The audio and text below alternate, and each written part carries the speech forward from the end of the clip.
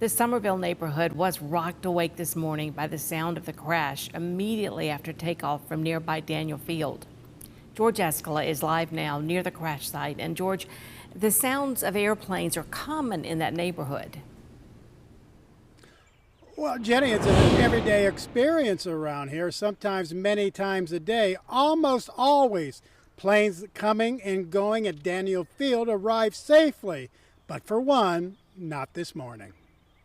With Daniel Field a neighbor, Summerville residents have developed an ear for airplanes. And this sounded kind of like a little bit louder than normal, and then we heard a pop, and kind of knew like instantly, like, hey, something's wrong, and then just heard this crash, and like the earth shook. What shook the earth was the private plane crashing into the neighborhood. The pilot credited for his skill to miss all the homes.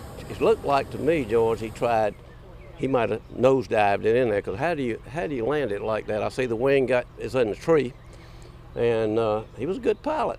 Daniel Field has been a part of Summerville for nearly a century.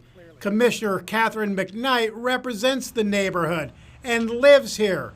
So does she feel the plane should be routed away from the neighborhood? I've watched planes come over a house. It sounds like sometimes they can come right on top of the house.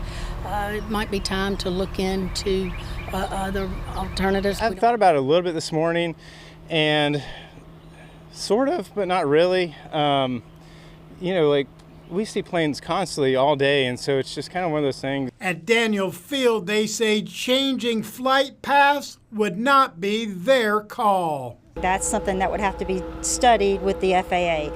So they would have to make that study and determine if this was, in fact, a hazard. All things considered, it seems pretty safe, but anything can happen. Now, I talked to one woman just a couple of doors down from the crash site.